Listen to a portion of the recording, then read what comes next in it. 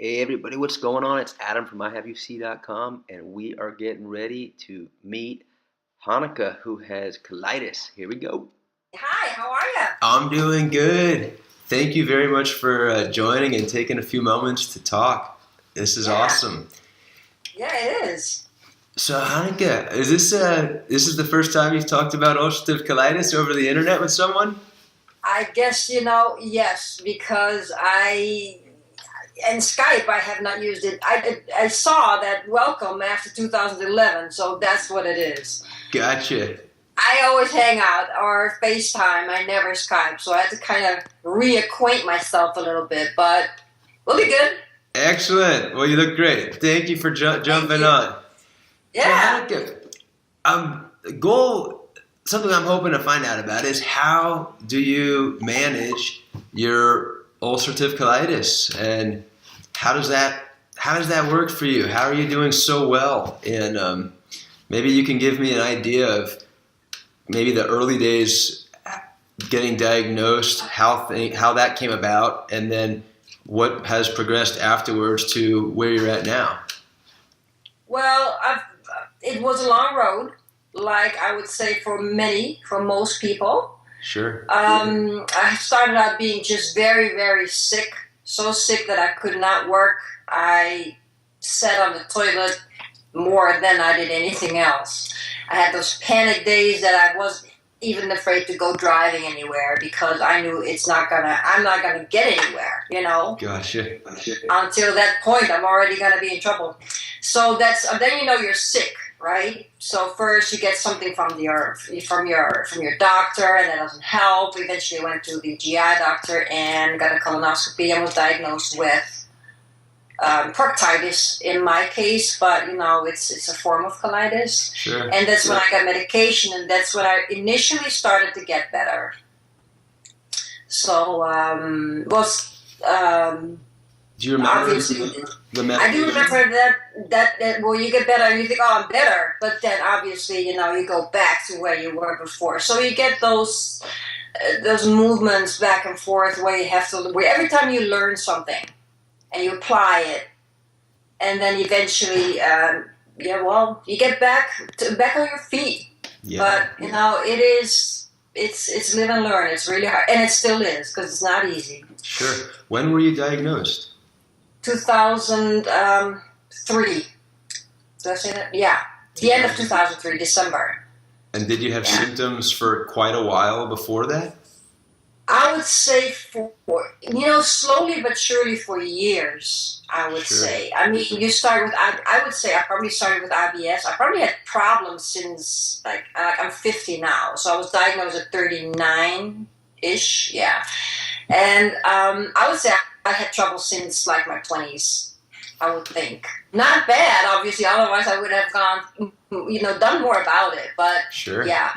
Had issues like intestine. My mother had it too. She died of colon cancer, so she had obviously it's a genetical thing also. Sure.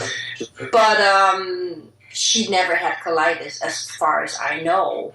But I know it's been if I get sick, that's what it is. I never get congestion or anything.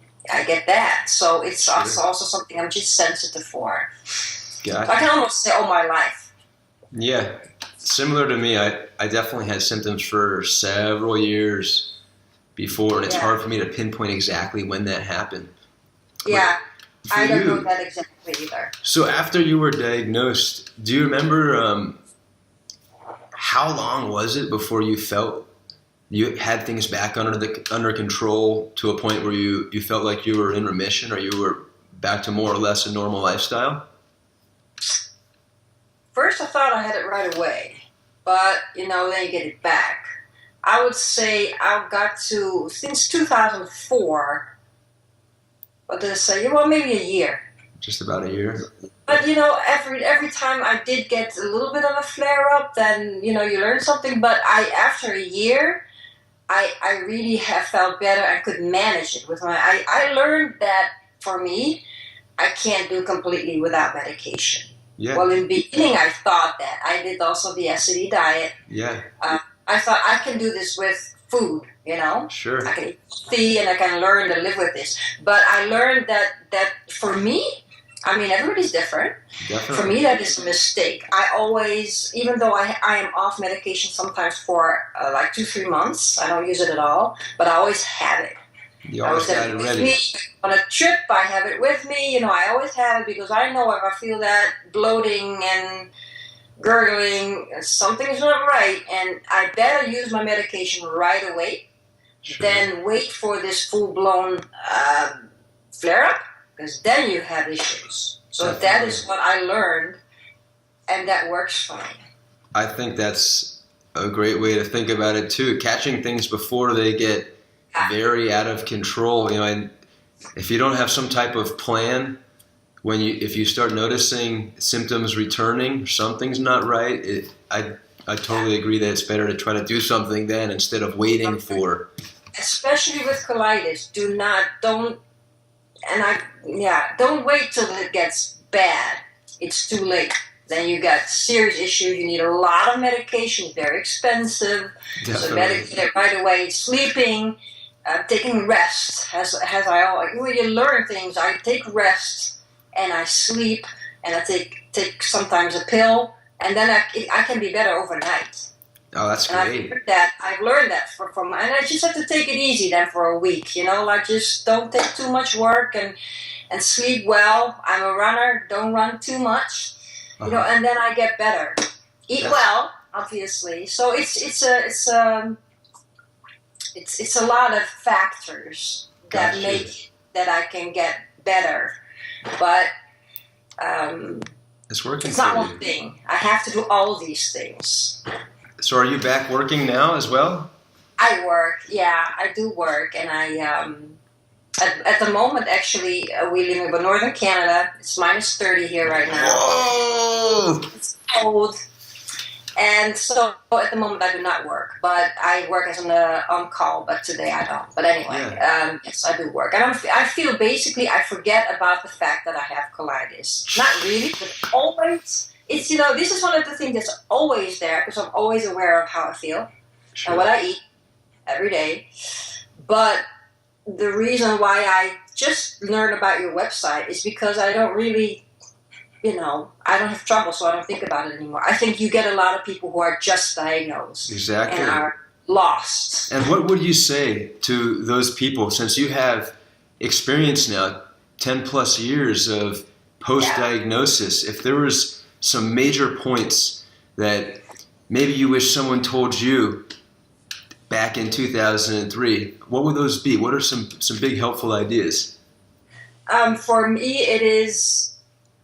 that everybody's different, but I wasn't reluctant of medication, as I said. I thought I can do it with diet. But for me, that has not helped. I do need medication, and I know that now, on top of all the other things. The other thing I think is very important is that everybody's different. So what might work for you does not work for somebody else. So what a doctor tells you, even though you have to go to a doctor, don't get me wrong, but what a doctor tells you to do might not work for you. For instance, everybody knows that caffeine is uplifting, right? Sure. However, if I drink caffeine, I can fall asleep. I can have like 6 Red Bulls, and I still fall asleep. 6 Red Bulls! I've never done that, but seriously, I could. Sure. Because it does nothing for me. Or my husband, if he drinks 1 cup of coffee afternoon, he can't sleep at night. You know, so that just tells you how different a chemical can be for a person. So I have been put on prednisone too for a while, and it did nothing for me. So I'm just saying that you have to try a lot of different things. Don't be afraid to try different things, because what the doctor says, even though he's very, very knowledgeable. He or she. I'm just saying general, but yeah, you're right, of course. And I think you should definitely go to a GI doctor, and definitely also do what this person says. Don't become this Google person that knows everything, but also learn to listen to your body, because I have learned that medication does work pretty quick, at least for me. Once you use it and it works for you, you see, you don't get better right away, but you do see improvement, I would say, in a few days. And what right now? It doesn't work. which medication do you currently use?